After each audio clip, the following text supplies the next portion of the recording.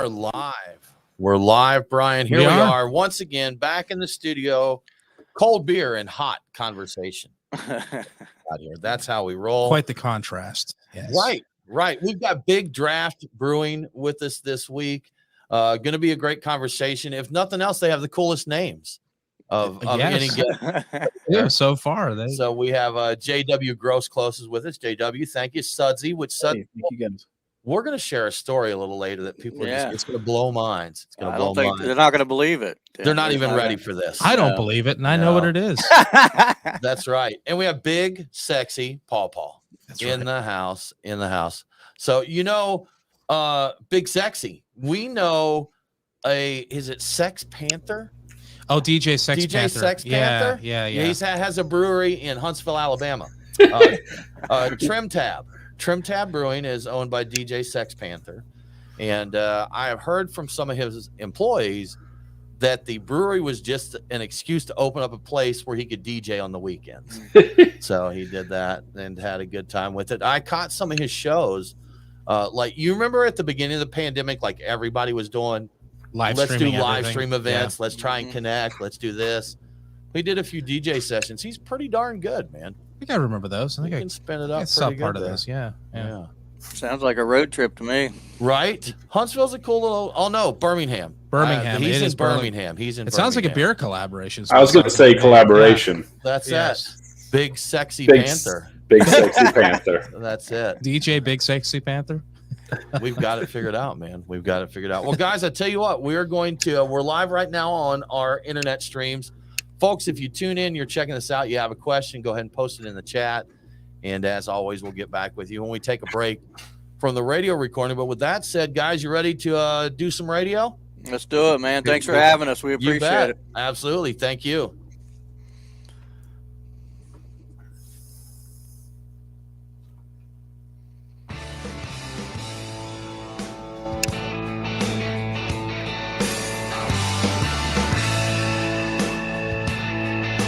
Open up a tab, grab a seat, and pour a pint. It's time for the Beer Guys Radio Show. You want free beer? Go to the brewery. Dedicated to the art, science, and enjoyment of craft beer. Yo, what's wrong with the beer we got? Now, here are your hosts, Tim Dennis and Brian Hewitt. And welcome to the Beer Guys Radio Show. We are broadcasting from the Beer Guys Radio Studios in Marietta, Georgia. And this week, we're talking with Big Draft Brewing.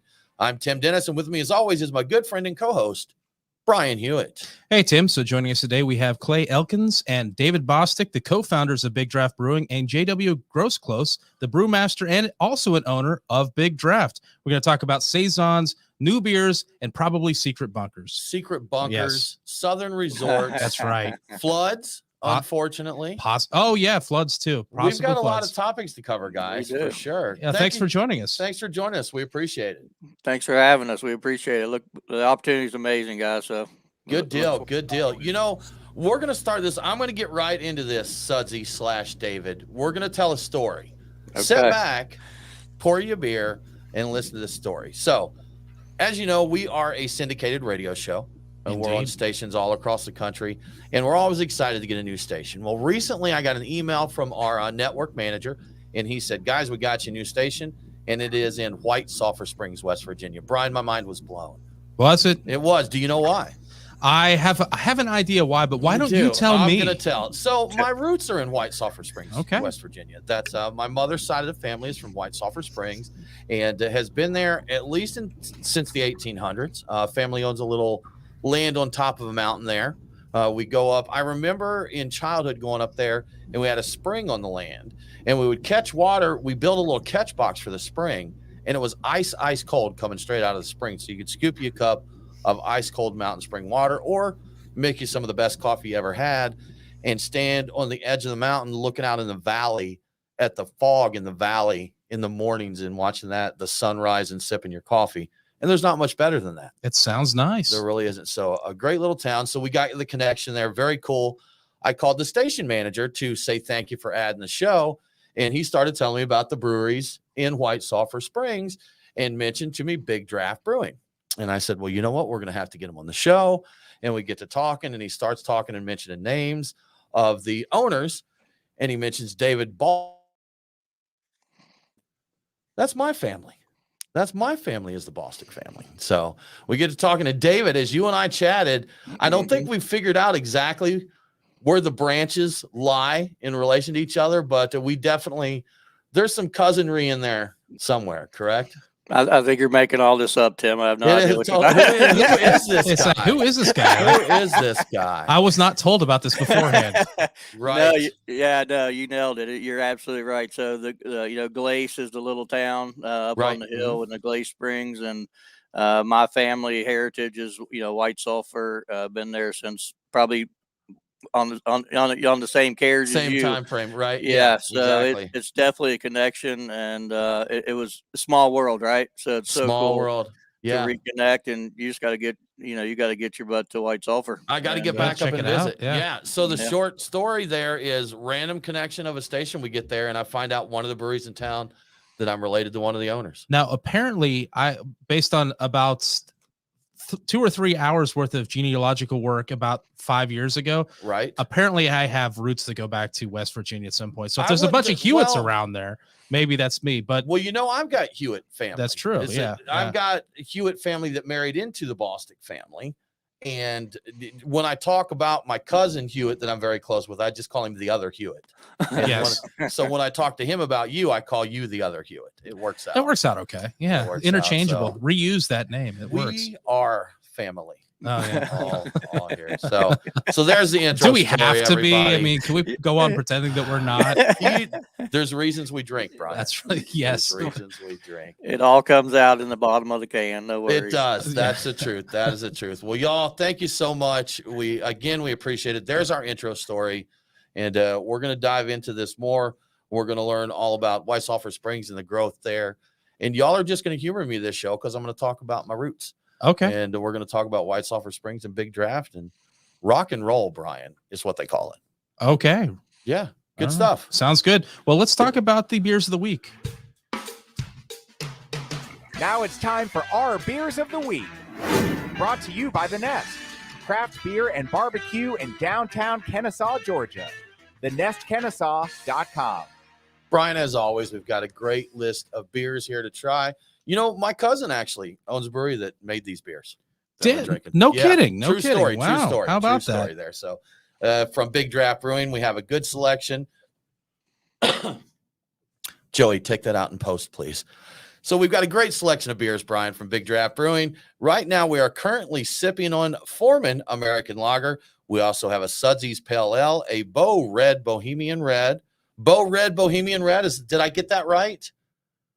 Is that the correct way to say that? You got the Brian, thumbs up. You made the notes here, so I did. I caught some video with JW talking about it. It's definitely. It sounds like it's definitely Bo Red. Good stuff. Yes. And in keeping with the season, we've got a fest beer here, a Marzen. Yeah, Marzen fest beer to get into. So, and as always, Brian, we want to thank the Nest for sponsoring this segment.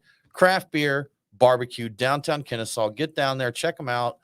Watch the game, get some wings, and try some nachos, Brian. Oh, absolutely. You definitely need to smoked wings and nachos. That's the way to go there. We should go now. Yeah, right? Yeah. Let's see if can we take this whole show over there?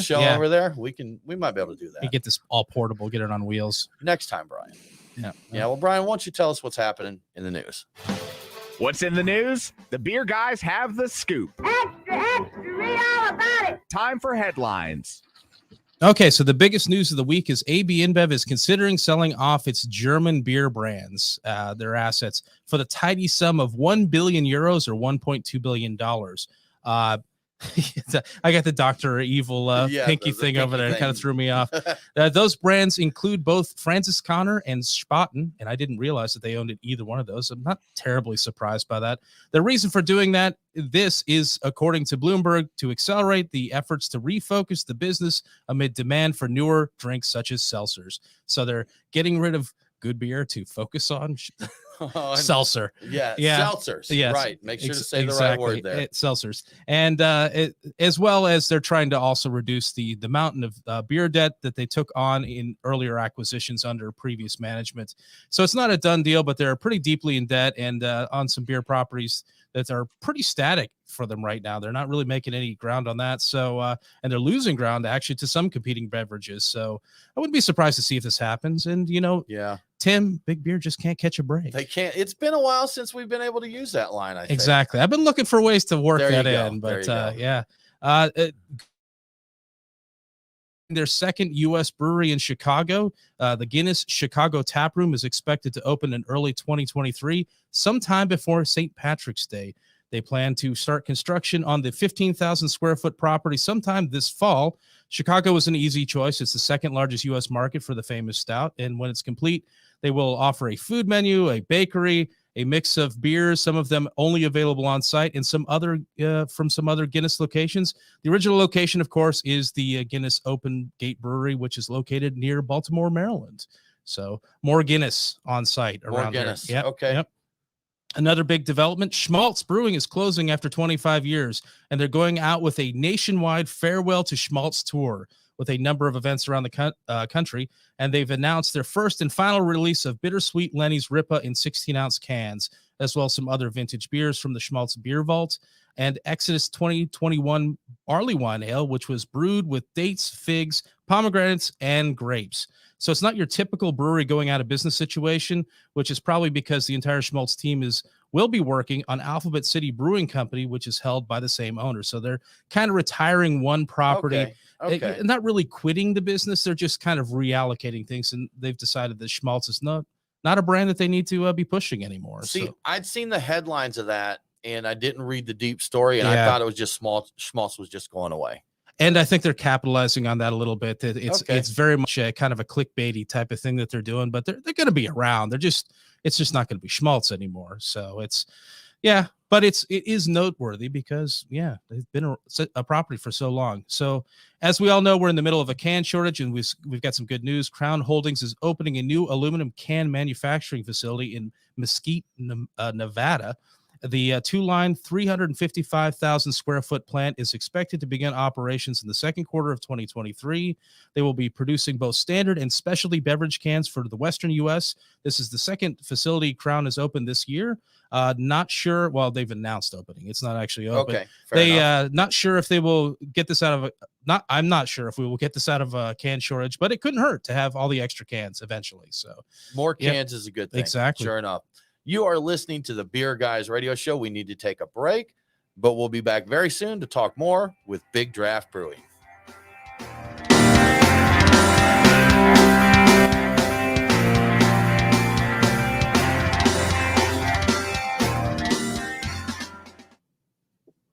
Clear. All right. There we go. Hey, One down. Hey, I got a lot of news in that one. That's That's almost a record for news. More than normal there. Cool. I was fast really talker. Well done. Yeah, we getting on it. Sure enough, man. Go ahead. Do we need to look into buying that European market from InBev? I think you should check it out, man. I would consider it. Yeah. Well, They might have a canning line. There you go. They probably do. Yeah. Well, if it's like the recent Ballast Point resale, you could probably get it for like $73 or something. Yeah. So sold for $1 billion. Might be worth resold for $73. That's it. I'll give you a tree 50. Yeah, that is crazy how much money was lost. It is in the process of it's interesting because reading about the Greenbrier, I saw the stories of being commandeered as a hospital and back and forth and bought and sold and kind of. I'm guessing. JW, what should we go with next here? Well, what do you think the next appropriate one is in the lineup here? Yeah, so I think I sent you guys the Foreman, Bow Red, the Marzen, and Sudsies. So yep. Sudsies is we market it as an extra pale ale. It rides that line between an American and an IPA, or an American pale ale and an IPA. So you probably want to save it for last because it may be a little bit of a palate killer. A little bolder. Gotcha. Yeah. So I would say probably Marzen would probably be next. Yeah. That's what I figured. All right. Okay, sounds good to me. Let's do it. Quickly before we run out of Oktoberfest season. All right. Is that? I don't remember when that officially ends. Was that in America? It never runs does. through October. Yeah. They say Oktoberfest. Well, it's all October long. There's definitely several Oktoberfest coming up locally this next weekend. Yep, there is. We have Big Draft Oktoberfest coming up next weekend. Okay. All right. Cool. So we do a blind Oktoberfest tasting every year. Our 2 big blind tastings. We've had a request to do more of those, by the way. Twitter likes those. So I don't mind doing them. They're fun. So we do an Oktoberfest and then a Christmas beer. It's like a holiday beers one. And so fun. We usually get, like this year we had 10. So our brewery, our studio is inside of a brewery. So we're like we kind of partnered with them, and we've got basically what was a conference room is now our studio. And their Oktoberfest actually took second in our overall blind beer tasting. And it was blind. We did not actually know what it was. They did a really good job. We knew going into it was a good one because we tried it beforehand. But they stepped up in that too. So. Interestingly, Sam Adams placed highly. They took the 1 and 3 spots, and Ironmonger here took the 2 spot, which is a very interesting turnout for the Oktoberfest. Frequently, Sam Adams doesn't quite do it that well. We usually get some other guys they're nailing it. Yeah. Yep. So J-Dub and I recently got to judge the West Virginia State Fair beer tasting. Okay, cool. Or beer submissions, and it was nice to do a blind tasting with that. Good stuff. Yeah, that's so much fun doing that. We've got Stephen Pete here, Kettle Rock Brewing. He's chiming in. Stephen, thanks for joining us. And he said Munich's Oktoberfest ended last Sunday. I thought so. I thought it was like the Even first though it weekend. Didn't happen at all. Yes, it didn't actually happen, but had it happened, it would have been over by now. Yeah. Yes. Let's see. What's this? I can't quite read it from there. It should be called October. Yeah. Like October Space Fest instead of Oktoberfest because. Well, until we started diving into it for homebrewing purposes in the beer show, I didn't know what Oktoberfest was. I just assumed it was it's a festival for October. It's like, well, It actually starts. Was it like the 25th or 20th, around the 20th of September, and goes into just a tad into October traditionally. Just a little bit. Just a bit. Just a little bit. Cool. But I'm not tired of the beers. I could drink. I'm going to be happy drinking these right up until it starts getting cold outside. Mm-hmm. Yeah, exactly. Yeah, I binge them as much as I can during the season, and then we just go then it goes into the thicker ones. I hate the cold weather, but I enjoy the beers of the season, the beer and the food. Yeah, the German food for sure. I got to have a reason because I've got all those giant beer steins. I don't have no other time of the year that I'll dust them off other than right now, and I'll get a 6-pack and throw 3 cans in one of those steins and pretend I'm festing. Yeah, I was looking at talking about food, Brian. They do a catered prime rib dinner from their group. Their these guys. There. How about that? I'm on board. They do a shrimp and grits buffet. Oh, no kidding. Prime rib, shrimp and grits, some bacon jam on your biscuits. Okay. When are we going up there? I know, ready? So if we get one of each, then it'll be like $2,742 per person. Oh, okay. But it'll be a great experience. Yeah, that's right. The math will work out. It'll be fantastic. Yeah. You can get the family discount too. There you go. That saves you $2 off every person. Hey, that's a deal. Yeah. Such a deal. He's like, don't get carried away with this $2 thing. We didn't say anything about beyond the $1.30. That's about it. Fun. Cool. All right. Shall we get back into some radio here? Yeah, let's do it. Let's do it. All right.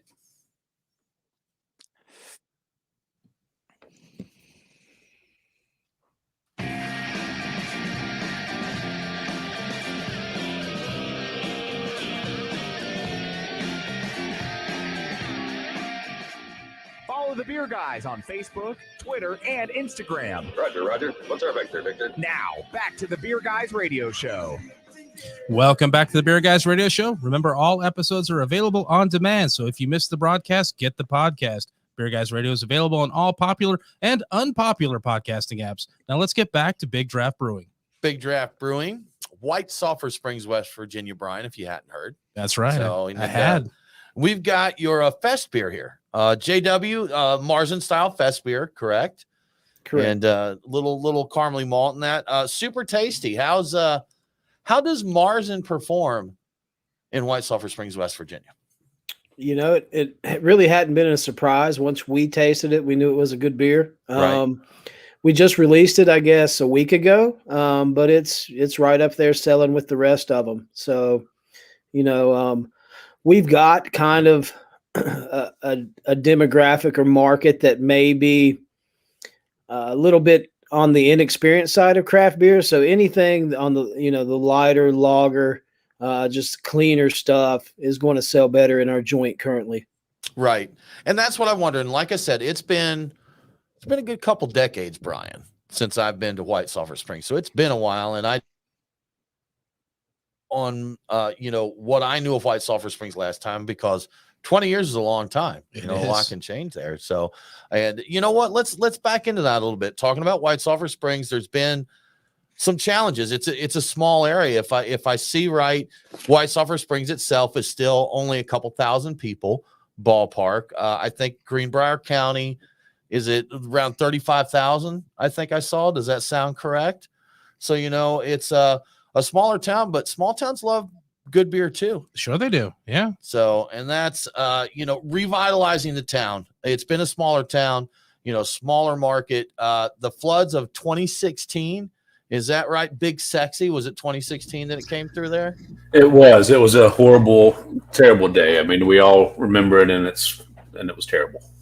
And it destroyed. I mean, washed out part of the city, town, right, or something. It was very like hard hit there. And, it was a very fast rain. I mean, within 24 hours, we got it was a 1,000-year flood, and it basically just came in the valley, and we had lost a lot of life, and so we all remember it, and we're moving forward from there. Go on from there, and now on the other side of that, revitalizing, growing, putting that behind you. You guys are a big part of that with Big Draft, and you also have some other businesses that are kind of part of your group there. Is that right? Absolutely. Yeah, we do. Yep. Sudsy, you want to speak to that for us? A little bit of what's part of the family there? Yeah, absolutely. So, with Heritage there, you'll remember Bones Diner, which was a small diner in the middle of town. It started in 1952 as a Valentine Diner. We started our initiative there 2018-19. And turned it into Roadhogs Barbecue. So it's a nice barbecue joint right there on Howard's Creek and Dry Creek. And then from there, we moved to the right, which is the old bowling hardware store. So it was 35,000 square foot, built in 1928, 32, somewhere in that area. We gutted that whole building and put in a concert hall, put in a cafe, coffee shop, full kitchen, catering space, and then of course the main event, Big Draft Brewing and production area with a full restaurant, tap room, and outdoor beer gardens. We have 3 stages. We wanted to create a destination, entertainment, food, and beer is what we're all about. And we take claim to throwing the pebble in the pond, and once we started moving dirt, man, it really the town just came alive, and the momentum has not stopped. And it's been a really cool thing being from there and seeing the community just, wrap their hands around us and just love everything that we're doing and really support it. And we're bringing some fun things, and the people are traveling from a couple hundred miles to drink these beers, man, are just phenomenal. JW and Dave Barron, the lead brewer, they're killing it. And you can drink through all their beers and you're just surprised. Their Nocte, the dark beer, I really thought I'd get a Guinness with a bitter end, and it's smooth all the way through. The Bow Red, they surprise you, but it just in a phenomenal way. And the chefs they're so good, and the team gels so well. The food's off the hook. The experience is just memorable, and it's at the Greenbrier you can get experience, but when you come to a small town like White Sulphur Springs, you're not sure what you're going to get. Especially for 20 years ago, there hadn't much gone on in White Sulphur for a very, very, very long time, man. Okay. And so it's alive again, and that's the best way I can describe it. We've got Hammer's bike shop in our stretch of development that is part of our, I guess, business family, but not part of this, but and an art studio, and we're just taking advantage. Yeah, we're just taking advantage of the beautiful. It's about outdoor recreation too. We're pushing all that. there's so many good things that are happening in that town. It's just phenomenal. The city's amazing to work with. I think I sent you a note. I've been involved in downtown revitalizations, but this one being home really it hit deeper, Sure. right? So in the matrix of a downtown revitalization, craft beer and breweries is a key part of that. And we're proud, and I'm proud of this team, and to be really the driver behind what's happening. Good stuff. Yeah. You talk about the driving and the growth. I live in Woodstock, Georgia, northern suburb of Atlanta, not far from Marietta. Yeah, so right up there, but not far. I moved into my house in 2000. Big and controversial news in the town at the time was they just built a super Walmart. And a lot of the older residents in town didn't think we needed that kind of advancement there. They just weren't about that. But since then, they've revamped our downtown area. We've got a brewery down there. We've got a really nice beer bar, some great restaurants going on. We have, I think it's a 3,200 seat amphitheater now. There's 65 miles of trails that interconnect the city. It's just in the last 17 years that I've been there, it's just changed. And the brewery when it was originally built was in the downtown area, but not on our main street. And they moved over to Main Street and put a bigger space there. And it's really physically and metaphorically the center of that growth and that boom down there. Yeah. So it's a gathering place. Exactly. People come together there. It has become a destination place where you would go and hang out because you could. Yes. There's a lot going on there. So, and that's a good positive step, a good solid brewery with a lot of attractions around it. Yeah, absolutely. Right. Now, the demographic that comes, guys, I mean, it's all ages, it's all walks of life, it's right. It's just such a common area for people to come and enjoy and have fun. And the other piece is there's, the old high school, White Sulphur Springs High School, is being turned into a 30-room motel, the Schoolhouse Motel. And that's a key part of downtown. So it's just such an amazing growth. So, yeah. And, when you go there, think about grabbing a beer. You've had a rough work week. If you had a rough work week, that was tough to say. It was, yeah. You're not familiar with those rough work. Right. Exactly. He's only had 2 beers, right? That's right. But you got to have your beer. I need one now, apparently. So exactly. You got to have your beer. Things go great. You have a great work week. You're having trouble with this work week concept. You really are. No more of that for me. That's the last time I do that. But you're celebrating, grab a beer with friends. Yeah. You want to get away from something that was rough, grab a beer with friends. Exactly. You want to chill out by yourself and just relax. Grab a beer, no friends. Exactly. So it's whatever you want there. So David, were you a craft beer guy before you got involved with Big Draft? No, I wasn't. I had some, stovetop home brewing kind of experience. Drank plenty of it. But in our plan and our startup, as we got the brewery going, we knew we needed to find some solid guys to bring a big game. And JW has delivered. I mean, they've got the experience, and as you can tell, the product is just phenomenal. The craftsmanship that goes into it, the knowledge. I thought I kind of knew what I was doing a little bit, going by the recipe. But when these guys start talking about science, and it just blows my mind. I'm like, there's no way I could have pulled this off by myself. So we get the same way. We've had some people on our show, and the one I always think of is Stan Hieronymus. We have Stan Hieronymus on, who just knows. We know a good bit, but this guy comes on and it's like we don't know anything at all, right. But we always learn so much from that. So it's it's really a great experience. And his main focus is just hops. There are people probably like him for grain as well. For everything. I'm sure he knows a fair amount about grain and everything else. Sure. He might be listening. I don't want him to get mad at me. That's right. Don't know the guy's talking now. Yeah. Well, you know what? We need to take another break. We're going to be back very soon to talk more with Big Draft Brewing.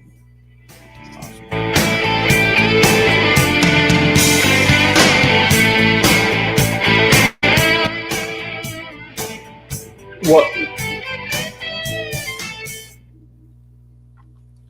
But no more talk of the work week. No more of this work week nonsense. None of that. Gosh. Yeah. What I love is listening to J-Dub and Barron take the science and sort of blend it with their vision and the art of it, which is something I didn't know. But like listening to him talk about Nocte Sermonis is where it came from and how it started is what's awesome. And then to taste it in a glass, that's what I get impressed with. I mean, it's just like culinarians, great chefs, great brewers, they can nail it. Right. Yeah. I just saw the comments that were going. Yeah, they're on the side. Chat. Oh, the private That's stuff. the private okay, chat. all right. No one can see this but us over here. So All right, if good. you could only I see saw. it, you'd be amused. I'm looking. Well, I saw that. As Clay was sitting there, she came in and tapped him and gave him a little branding for his Messed head up, there. dude. Little head. Oh, yeah. I saw Sudsy had his on, so I had to represent a little bit. I'd take mine off when I come in the house. Well, in their house. Oh, Rojo. So the great thing about modern technology is right before the show, I pulled up Google Earth, Google Maps on my my laptop here, and I actually virtually walked down the street and looked at the barbecue place and your place that was going to be pouring soon because it's a dated picture. But I gotta go look around. That looks like a huge facility. I'm like, I can't tell quite how far back it goes, but I can tell it goes a ways. Yeah, guys, can we get just 1 second here? We've got like a noise in the background. We're going to check, see if we can decide the source there. I don't hear it now. Of course. I don't. Yeah. It's like the car that knocks until you take it into the mechanic. But okay, we're fine. No. Never mind. Yeah. Just I don't know what it was. Clay, turn yours back on for a second. I think it's you. As a faint, maybe like a faint hum of like background fan or air conditioning or something. A machinery kind of noise. Yeah. Yeah. But every time you mute it, it shuts down. Yeah. There we go. That's okay. There's the side of it. Yeah.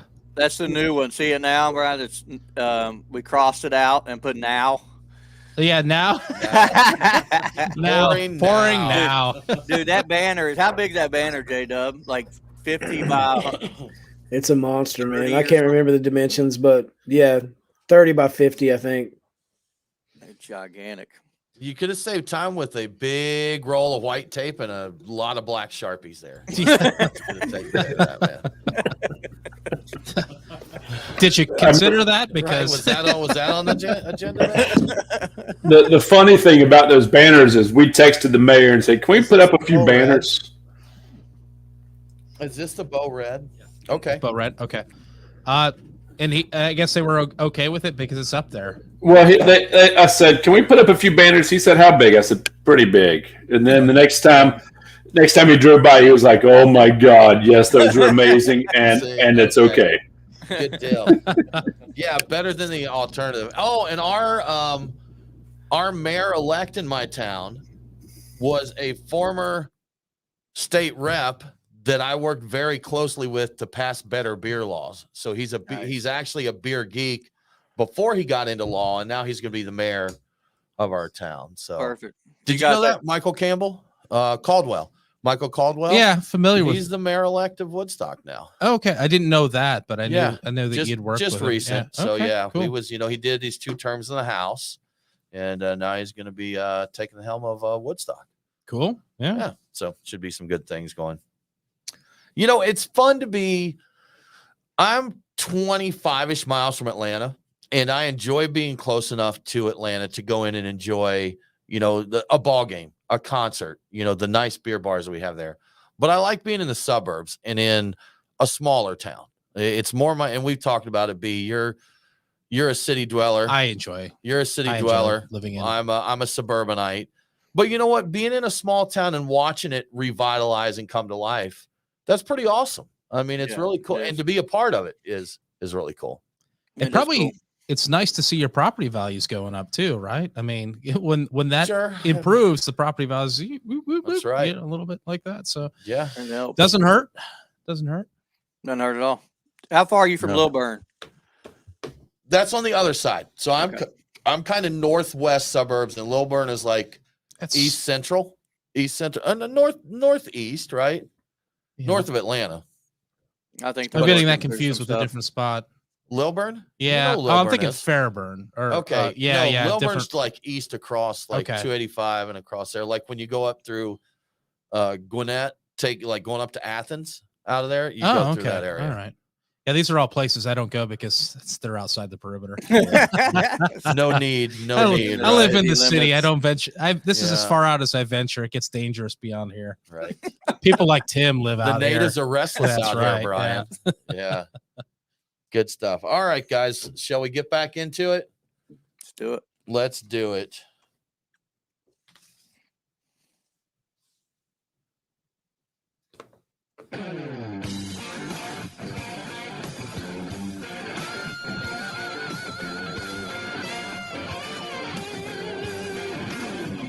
Follow the Beer Guys on Facebook, Twitter, and Instagram. Now, back to the Beer Guys Radio Show. Shake it back! Welcome back to the Beer Guys Radio Show. I want to give a quick shout out to one of our great radio affiliates, WERL 950 AM in Eagle River, Wisconsin. Catch Beer Guys Radio on WERL every Saturday at 8 a.m. Now let's get back to Big Draft Brewing. JW beers with you a little bit more here. And we had brushed on it, I think, briefly, that you mentioned that your demographic likes what we call drinking beers. You think that's pretty accurate, that drinking beers are a staple there? Sure. It's we like or attempt to try and brew beers that would transcend demographic barriers or market barriers. I'd like to brew a fest beer or Marzen, for instance, that can be appreciated by somebody that has a world of experience in the style, right? But then also be quite pleasurable to drink by the guy that drinks nothing but Bud Light. We've noticed definitely a trend into the lighter in color beers. Even the color, gotcha. Okay. Yeah. Sure. It's just these guys, and I'm sorry I didn't send along the Nocte Sermonis that these guys are talking about, which is a Belgian black ale. But it's one of those beers that, is intimidating for a newcomer to look at. But once you drink it, you have another. So, gotcha. I would say that our market tends to lean more towards the lighter styles. Now, is there what kind of education you got there as far as, do people come in and let's say someone comes in and they're like, man, what do you got? Bud Light? Do you got Bud Light? Because I'm sure you get that. Sure. And when you say no, but we've got this and they try that, how are you at, kind of taking them through the spectrum there? Are people pretty open to that? Or do they find a beer they like and they're like, no, I'm good. I'm going to stick with this one. Yeah. So, in theory, we have our sales pitch to get them to where they want to go. The sales reports will show otherwise. Once they drink that Foreman, they stick with it apparently. But as you guys know, having evolved in the craft beer kind of world, the lupulin threshold or whatever that thing was a while back, as you start drinking craft beers, your taste evolves, and eventually, we're 2 months old, so we'll get them there. It just takes some time. I'm sorry. The 1,000 IBU IPA is coming soon. Is that right? So. Yeah, we're planning some good stuff here, but we've got to ease them into it. Well, for you, JW, like if you, let's say people were just, we'll drink, whatever, we want to experience. How crazy do you personally get with your brewing? With my brewing or with my drinking? Yes. Yeah, both of these. Now that we have both options, we want to hear both. Right, exactly. Right. So I lean more towards the funky and sour stuff right now. Okay. I'm not afraid of hops though. I want to taste the most bitter beer you got. I don't necessarily want to drink it, pour after pour after pour. Right. But I can enjoy a big double IPA.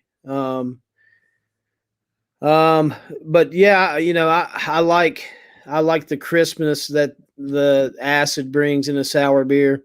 I like the fruited beers. I like the funk that some Brett can bring. We haven't delved really into that much. We one of our first beers we brought on was a peach Berliner Weiss. Okay. And it's selling really well. But surprisingly, it's a beer that is able to transition folks from, they come in, they say they don't even like beer. And we say, well, try this one. And, it doesn't taste like what they associate in their mind as beer, which is what their grandpa or their dad drank. It's some Stroh's or, banquet beer or what have you. That's right. So, exactly. Yep. It's a process, though, and it is for all of us, I think. I'm curious. So how are, and this is leading into beer, but how is bourbon received by the locals there? Are you pretty big bourbon drinkers there in White Sulphur Springs?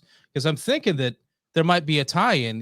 If you pitch a bigger beer, is this bourbon barrel aged or has bourbon like characteristics to it? It's like, do you like bourbon? Then you might like this. I'm just curious how that might play in that area, or is there such a divide between bourbon and beer? I'm like, I only like my beer this way and I only like my bourbon that way. I'm curious how that might play, or if you think that would work. If I'm not mistaken, I'm not sure White Sulphur Springs likes too much color in their hard liquor, Brian.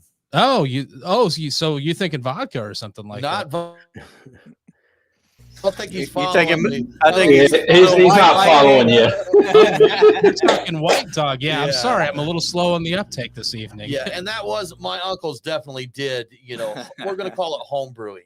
Yeah. Home distilling. That's right. Yeah. But JW, why don't you touch base on that, though? Because we actually are doing a collab with Smooth Ambler Distillery in Lewisburg, and we've got one of 8 of their barrels that J-Dubs took one of our stouts, and it's been they're married right now, getting all happy in a couple of their barrels. But why don't you touch base on that real quick, Jay, if you want to? Yeah, sure. And you guys are exactly right. You can definitely lead people in the right direction.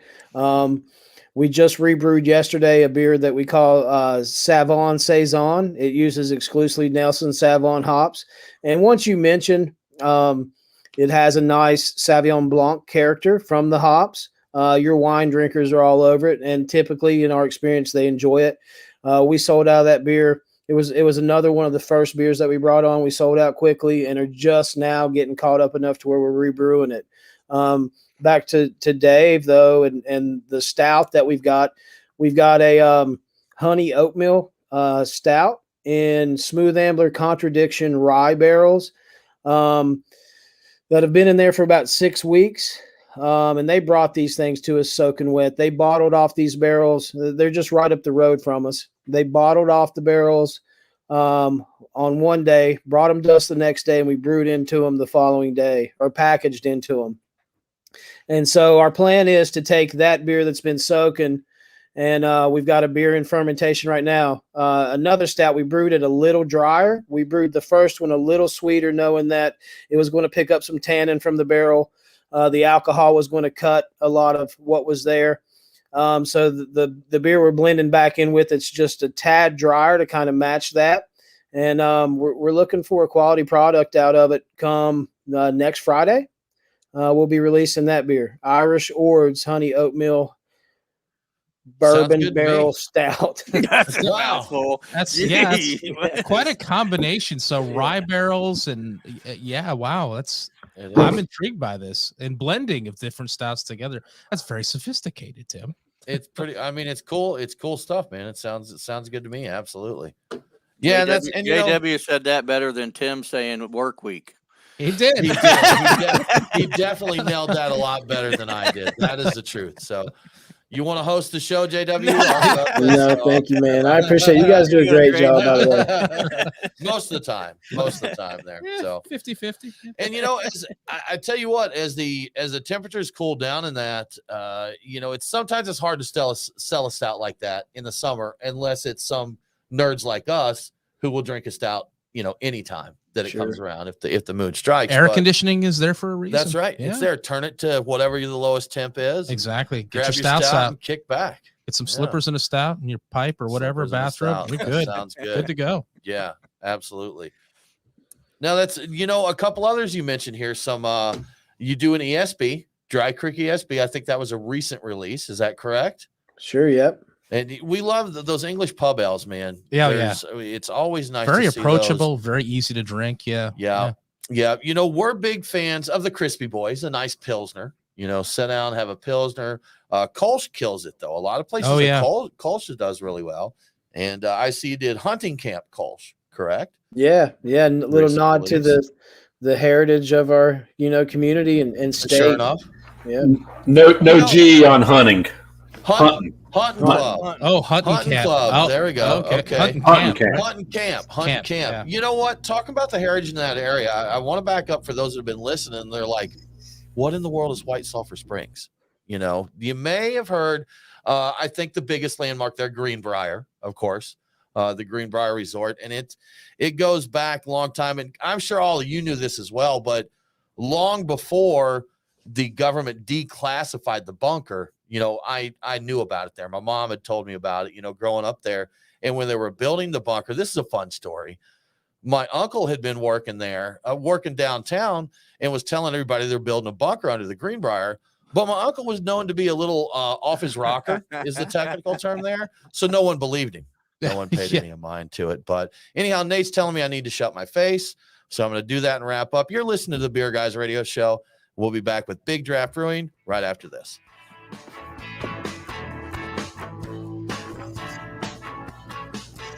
That's a great story, Jim. They said that, the undercover, the FBI, CIA that had high clearances, when they would go down into town and go to the Black Bear and get drunk with all the local guys or go fish, just to see what they knew. Yeah. When they went back and reported what they knew, they had to give them higher clearances because they had so much more information. The info there. Yeah. I thought that was so cool when it came out in the news. And it's like, my mom's been telling me about that this for drunk years. Was right. That old town drunk was right. He ain't so damn crazy. That's right. Right. He was still a drunk, but he was right. Yeah.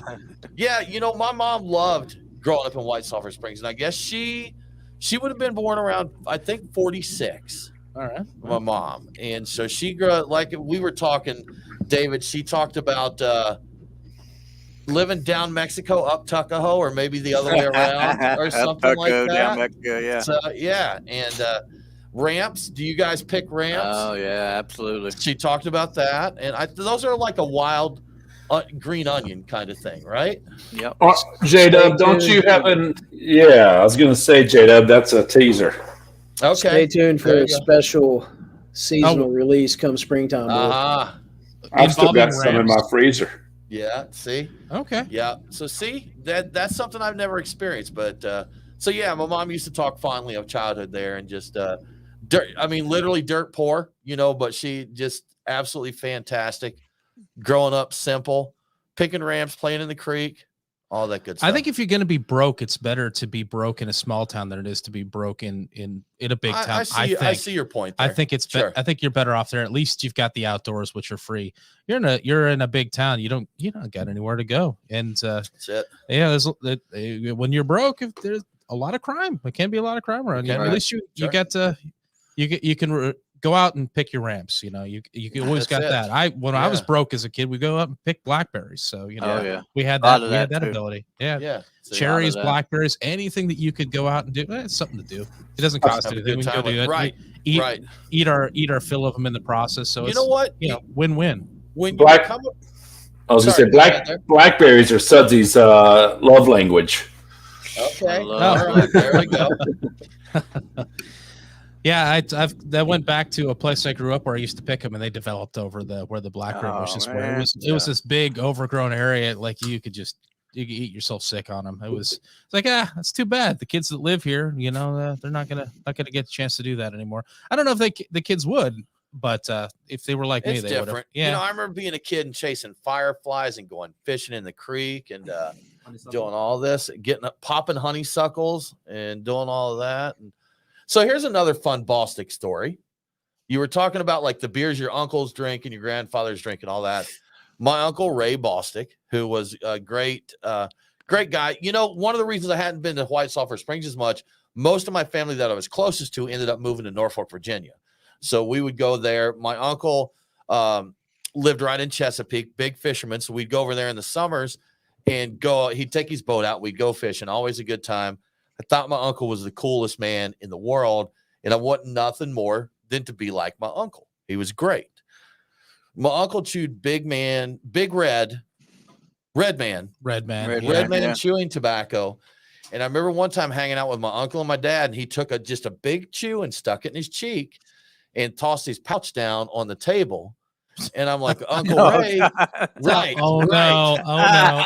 I'm like, Uncle Ray, can I get some of that? And my uncle grins and looks at my dad, and my dad just grins and does a little nod. He's like, yeah, go ahead. It'll be the only time. That is it, man. So if anybody has never, as a 7-year-old, stuffed Red Man tobacco in your mouth, it's a fiery experience. Yeah. That's for sure. So Been there. My dad did the same thing. See? Yep. Craziness. It was fun, man. It was fun. Yeah, I was just thinking, it's like you were talking about your uncle being cool. It's like, yeah, my uncle who actually passed not that long ago. He was a pretty cool guy. He smoked his cigarettes. I forget I don't even remember what brands he had, but he had a particular aroma to him. When I smell him, I'm like, that's my uncle's brand. I don't even know which one it is. You know, my uncle passed that not that long ago too. But he was a pipe smoker, and he collected. What are the ones that are like whitish looking? Oh, the Meerschaum. I think. Yes, yeah. He collected those and had like almost like a curio cabinet with these little stands. He probably had 100 pipes. Some of them are amazing. Yeah. I when I was going to the cigar trade shows, cigar and pipe trade shows, the ones, what they do with both types of pipes, it's just amazing. But the Meerschaums, usually they go just nuts with those. Yeah. Like you build an entire your tobacco out of. But yeah, he go fishing, and a big story is like, oh, my uncle, he went out and caught a shark, a great white shark. I'm like, I don't know how big it was, but he did. You know, it's like, he's the coolest guy on a Pope Bill's pocket fisherman pole, probably, most like likely. Yeah. That's probably what I was thinking as a kid. So I looked up to that guy. Yeah. Clay, were you a beer guy before getting involved with Big Draft? I enjoyed my beer. I'm more of a wine guy, but I've really enjoyed learning all the differences and the nuances between the Marzen, a Kolsch, a Pale Ale, so I mean, I've always enjoyed it, but now I'm learning more of the science and the differences in them all. So, and it gets more fun then, doesn't it? I mean, it really does. Those little notes and differences there. We're really.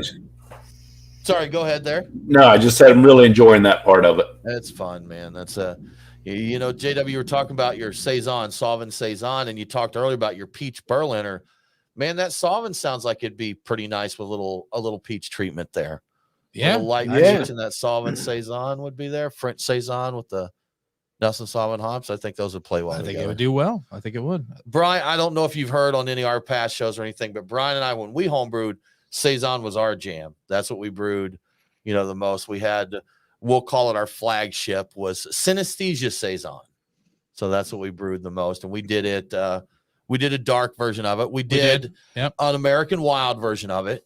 Put like a Brett blend in there, American Farmhouse blend in a treatment. We did a peach version. Yep. All delicious. Yeah, they were all great, and we won some homebrewing medals for it. We did. Yeah, good stuff. There, had a good time with it. Yeah, pretty happy. You know what? In fact, there is a brewery out there that basically borrowed the recipe or took it. Either way, they're brewing their version of synesthesia. Permission was requested. Yes, it was. Permission was requested. I wouldn't be mad at Stan had he not asked either, but he could have gotten it easily either way. Yeah. But yes, it's being brewed, which is kind of cool. In San Antonio. San Antonio? No, Fort Worth. Fort Worth. Okay. I was thinking San Antonio. Fort Worth. There we go. Yeah. Near the Alamo, right? Yes. The Alamo. Okay, so the Alamo is there. I don't know my Texas geography. Don't hate me. Yeah, no, it's right there next to the Alamo and on the border of Tijuana, right there in Fort Worth, Texas. Wait a second. That doesn't sound right to me. I think you're lying to me now. It's all right there. Yeah. Under the arch. That big arch, the gateway. The Arc de Triomphe? Yes. Yeah, okay. I know what you're talking about. That one on one side of town, and then I think it's called the Gateway to the West on the other side of Fort Worth. Gotcha. Right next to the Alamo is actually dead center under that arch. Gotcha. Okay, makes sense. It's all coming back. That's now, convenient. Right? That's really convenient. I'm going to go check this out on Google later on. It's going to be amazing. Yeah. So nice to see. Guys, we're getting ready to go into the last segment here. Is there anything that we haven't mentioned you want us to make sure that we do? I mean, I think it would be nice to talk about the whole town's revitalization with outdoor recreation, and that you can come there and fish and take out your ATVs or go out on ATVs or mountain bike. And I mean, it's just an awesome space with everything coming around. If you've been there in the past, it's going to be a totally different town from what you're seeing now. All right. So kind of come back and say, hey, this is the new White Sulphur Springs, all right. But I mean, I also the other thing we're really doing is the music venue. I mean, we're going to become the premier music venue within West by God, Virginia. West by God, Virginia. West by God. All right. Yeah. JW, any other beer news we need to make sure people know about? I don't think so. You did tease ramps or something coming up. So. Oh yeah, ramps. I've got a killer American barley wine utilizing ramps that I will be releasing commercially this spring. So it's a great time to come visit. I'm sorry, Dave. What about our soap? Oh yeah, man. So yeah, and that's another. We can plug that right in with the revitalization of the town. We've got a soap maker up the street that's taking our beer. We'll have bars of Sudsies available for Christmas this year, and a few other varieties. It's amazing. Have you ever wanted to smell like David? Yeah. Now's your chance. Well, I didn't know until now, but I don't know if we'll have a chance to get into it. I'm just going to ask, what's the Habanero Special? I saw that was a beer that got released. Yeah. What is that? I didn't see any information on it online anywhere. Excuse me. It's a Goza. Okay. And so we've got a habanero watermelon tincture. What happened was, and I'll keep it short, was the farm or the initiative that we're partnering with, Sprouting Farms. That's a nonprofit. I showed up one day at work and there was a big box of habaneros on the desk. And Clay says, those are from Sprouting Farms. Can you do a beer with them? And my first thought was, well, we'll pull 10, 15 gallons off Irish Ords. We're getting ready to put it in barrels and we'll make a habanero stout. Well, there was less recovery from that tank than what I expected. In hindsight, I should have pulled the habanero stout beer first. Whatever. I ran out of beer putting it in barrels. No stout for the habaneros.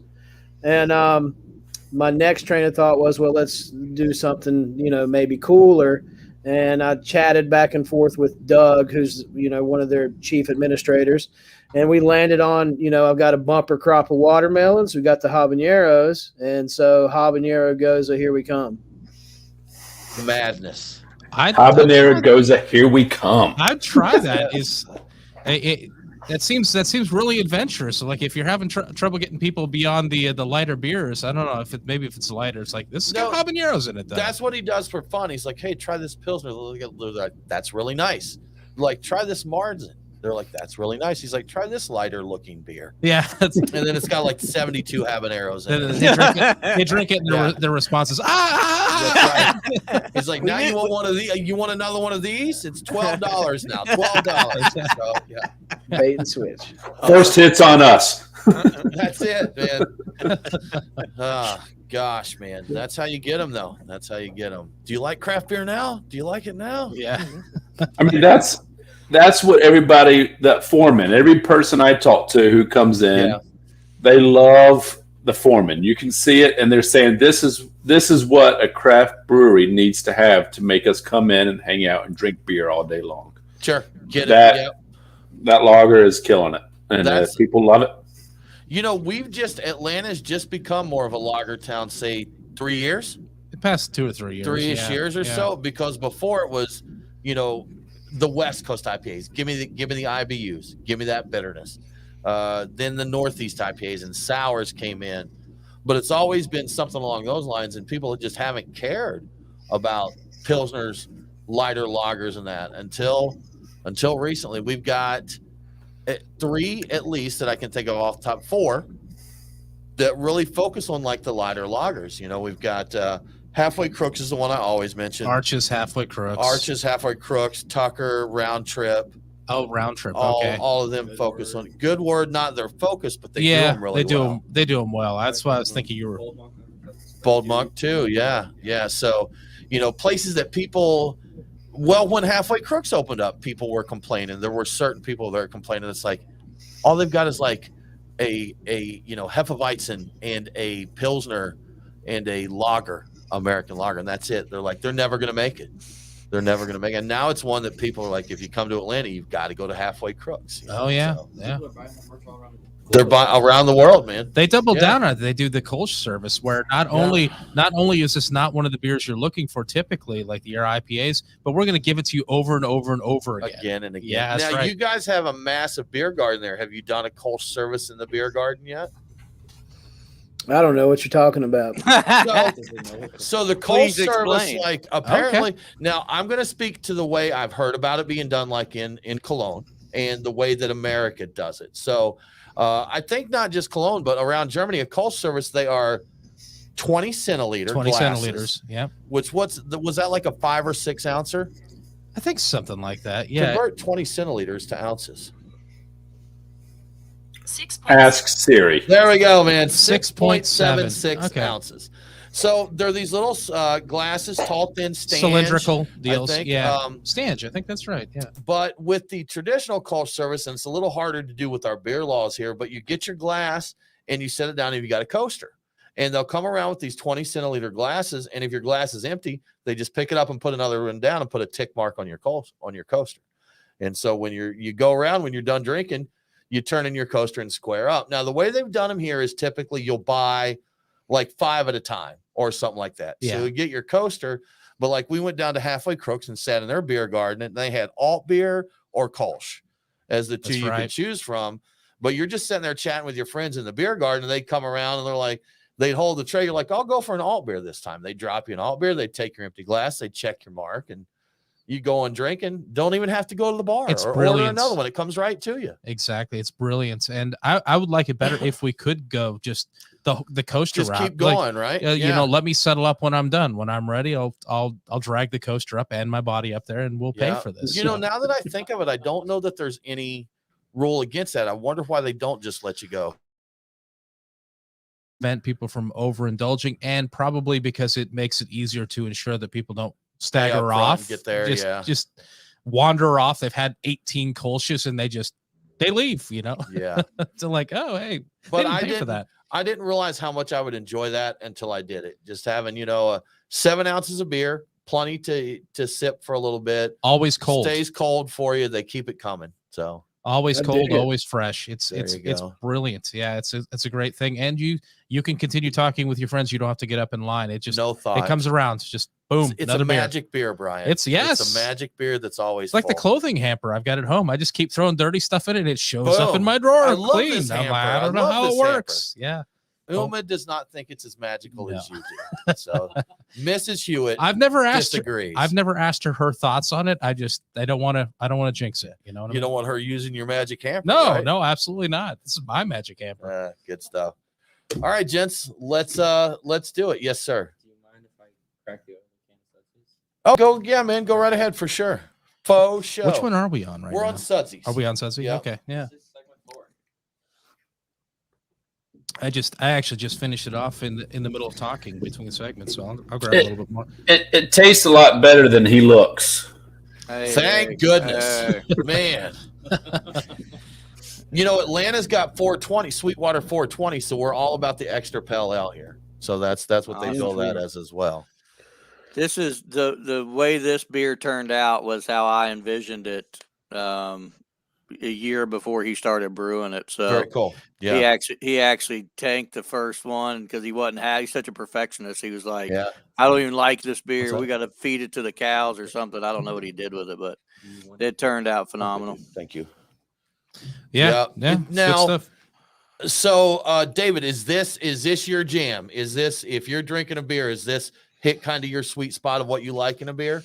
So that's where I would lean to prior to Big Draft Brewing and the education that I've gotten from JW and just tasting through different beers and just learning that when before I would say, hey, craft beer, microbrewery, I want something pale ale or something kind of hoppy. Let me get, and I tell you, I've learned so much just on that. The flavor profiles and the finishes, and so it's still a go-to, but I could do the double banger IPA. I could do the Bow Red. I could jump on that Nocte. I mean, any of the beers on our taps, any one of them, I could just say, go down the line. Good and they're just phenomenal. But Sudsies, I don't lean towards the Foreman because I've drank easy drinking beer my whole life. I like to go into the more artisan craft beer. Okay. And so I lean away. The foreman we made for, that blue collar guy that helped us finish our project, and he would go home and crack into the, what is it, J-Dub Bush Light. And so we said, we got to make a beer that this guy would come in and drink all night long. And, Brad Miller's his name. He's absolutely loves it. As does, I guess it's probably our number one seller. Yeah. So, yeah. Those are hot, man. Now, you got to have that beer that pays the bills. I mean, like that one that really turns it around. And it's a conversation we've had a lot of times. There's a brewery actually not far from us, Red Hair Brewing, and they've got their Long Day Lager and Cottontail Pale Ale. Are both of those still on over there? I think Long Day Lager. I'm not sure about the Cottontail one. Yeah, one of them I think may have disappeared or been revamped or something like that. But people were talking about some of the quote unquote beer geeks. They're like, I don't know how they make it over there. They don't have like a great Northeast IPA. They don't have this or that. And talking with the guys at Red Hair, they're like, there are people who are buying Long Day Lager by the 12-pack by the case every single week over and over and over again. And they're putting it in the fridge, and they're grabbing one as they're watching golf. They're loading the cooler in the backyard, and they grab a couple while they're mowing the yard. They're not the guy that's going to buy one 16-ounce can of this IPA and then move on to the next one. They've got repeat customers. And I think they were saying one of them was like 60% of their business at the time. That sounds about right. I think a lot of breweries have that one standout beer, The drinking beers, man. The Sweetwater 420 obviously is going to be it for them. I'm sure that's at least 50% of their business. At one time, more. Blue was their number one. Did you know that? Yeah, I think I'd heard that. Yeah. I doubt that's still the case. But who knows? I don't remember which one. They did tell me that it switched. I don't remember if it was IPA or 420, but I do know it wasn't blue anymore. I think it's 420. Just evidence of what I've seen going around. We got lawnmower beers. Lawnmower beers. Yeah. That's it. We had a buddy years ago that he said drinking again, like you said, no G, the N and the little apostrophe there, drinking beers.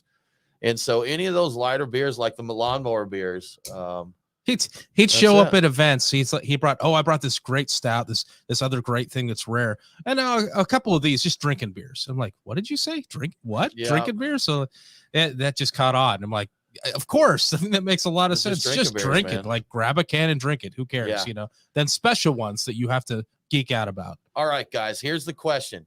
JW, craft beer goes away. You've got to choose macros. What beer is in your fridge?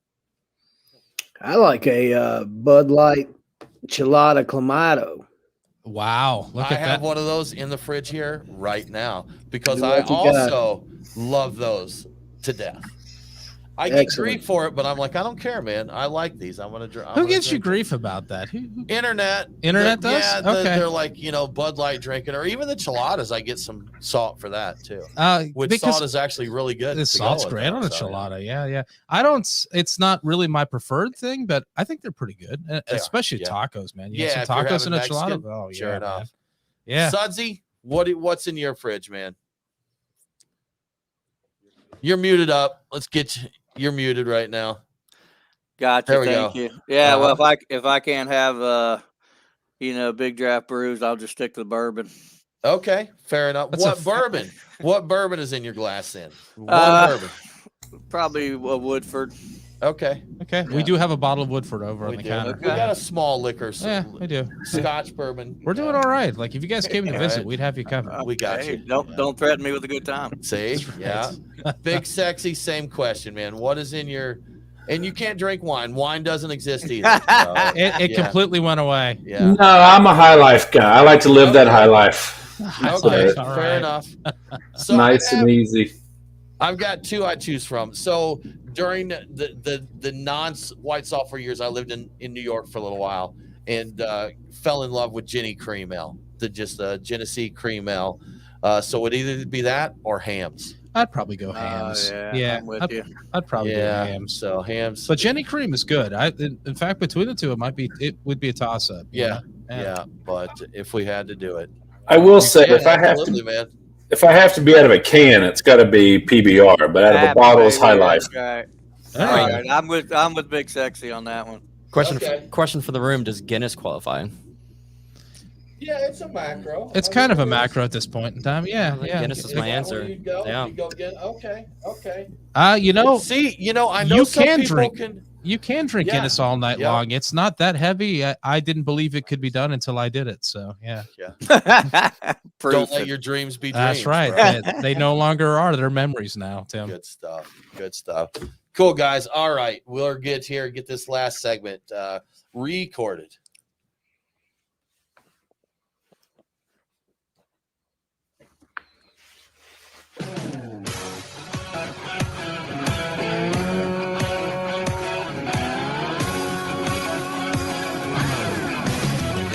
Follow the Beer Guys on Facebook, Twitter, and Instagram. Back off, man. I'm a scientist. Now, back to the Beer Guys radio show.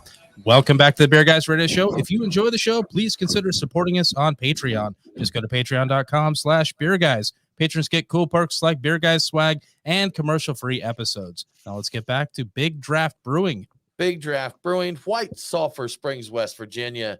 And we're going to talk here, during the break, we were talking about various things.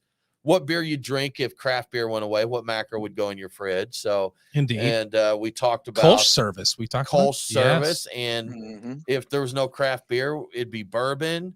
And so we got talking there, and we ended the subject with "Don't threaten me with a good time." That's right. That's where we wrapped up. And along those lines, if you come to White Sulphur Springs, West Virginia, and you come down, I got to throw this in before I forget it.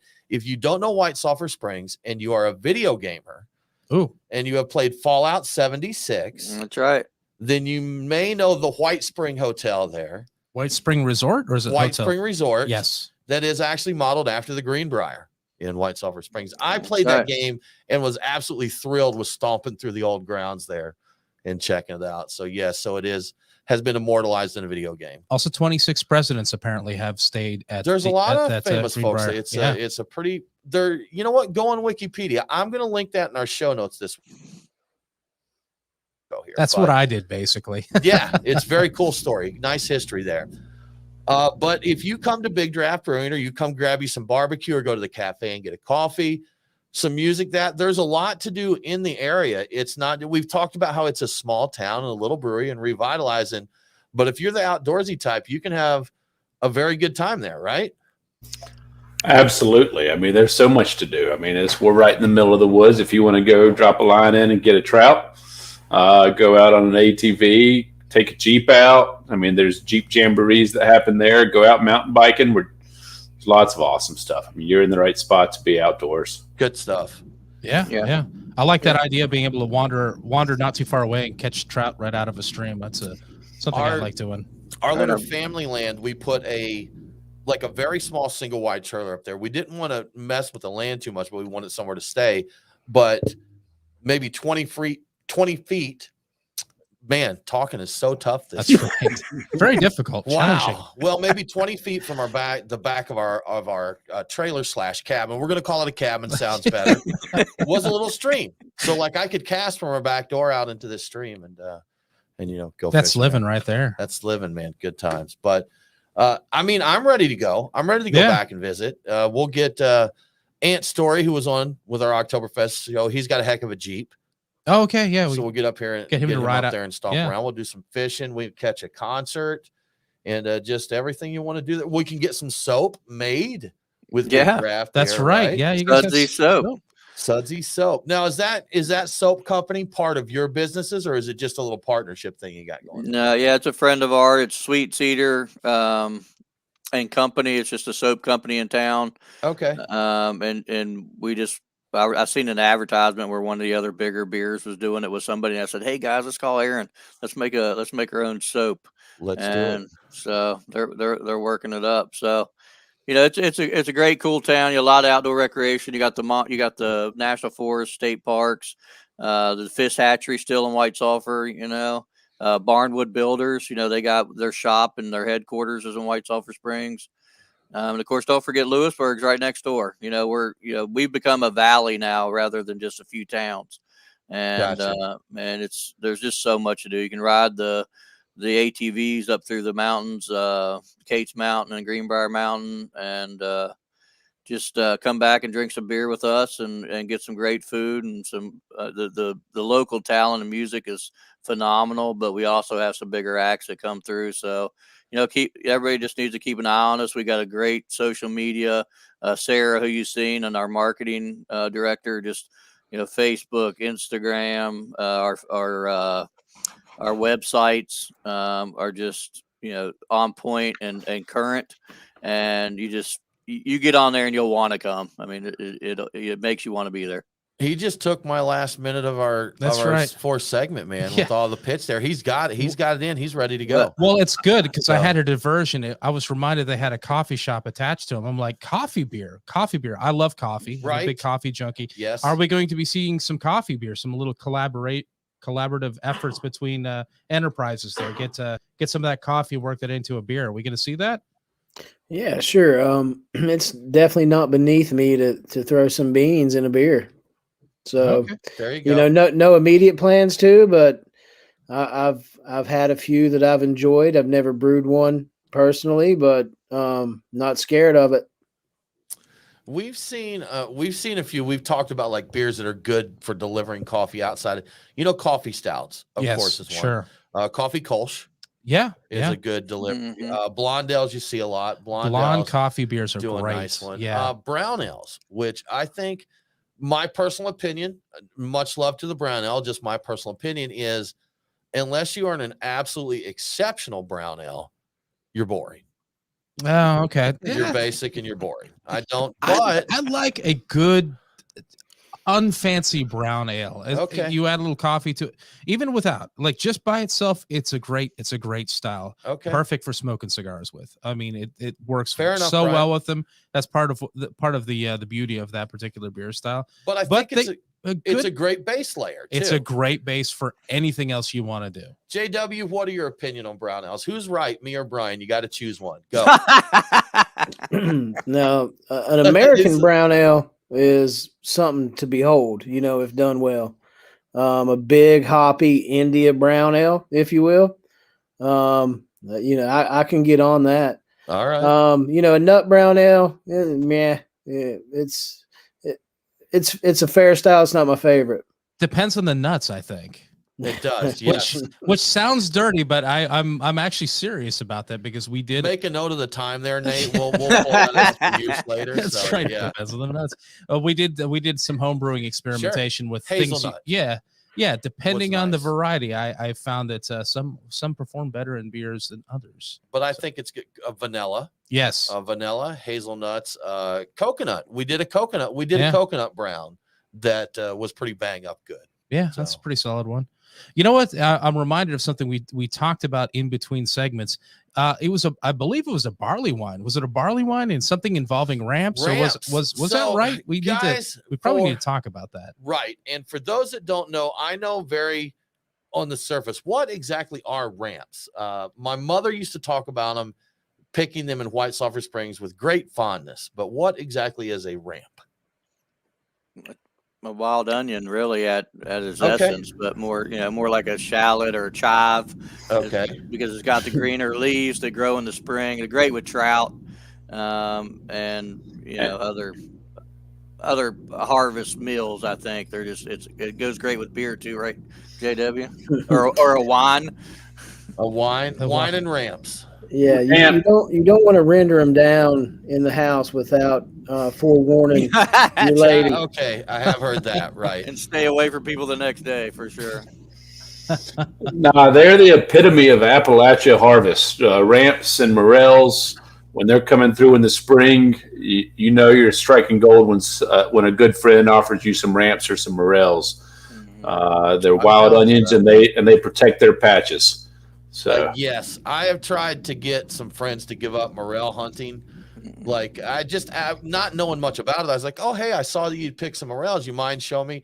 Literally laughed at. Laughed at that. So yeah, I don't have good enough friends. None of my friends ever give me morels. I've had them once or twice, and I'm like, "Well, these are amazing. We really need to eat more of these, or I do anyway." Now, along those lines. You need friends or family in West Virginia, I guess. Okay, well that's it. There you go, man. There you go. Along those lines, guys, talking about that, do you do any like harvested brewing or I don't know the word I'm looking for here. Foraged? Foraged. Yeah, foraged like, beers. Do you do any like foraged beers there? JW, foraging? The ramp beer will be foraged. Okay. All right. Yeah. Do people grow those like cultivate and grow, or is it pretty strictly a wild thing? Yeah, not that I know of. I don't know of anybody that's had any success with domesticating ramps. Okay. They're really not real hard to find if you know what you're looking for. And so I would save the trouble and just go get them.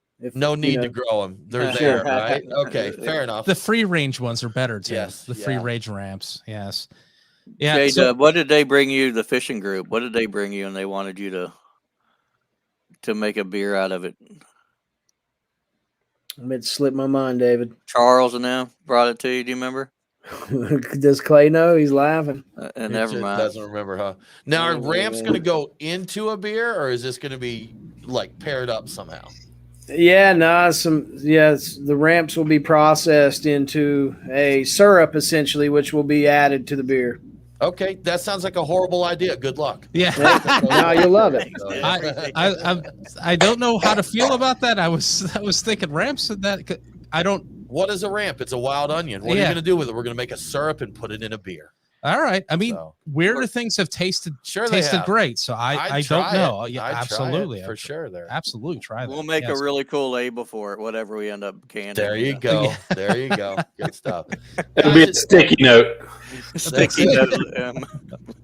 Give the graphic artist there a sticky note and a Sharpie, and he'll have this knocked out. No. a green sticky note, not the yellow Let's one, but not get green. crazy. Settle down, Brian. Okay. Settle down. All right. I've taken it too far. Thank you so much for joining us. Great catching up with everybody. Talking White Sulphur Springs. Really nice to hear about what's going on in the town. David, you've already shared what I typically close with. Where can people find more info? So check out Big Draft Brewing, all that's going on there, and have a good time. It's going to be fun. So cheers, y'all. That about wraps it up for this episode of the Beer Guys Radio Show. Join us next week as Brian, we're going non-alcoholic again. Oh, we are? We're going to be talking to Partake Brewing. Find out what's going on there. Once again, thanks for tuning in. Have a great week. And don't forget to drink local. Cheers. Cheers, guys. Thank you, guys. Cheers. Thank you.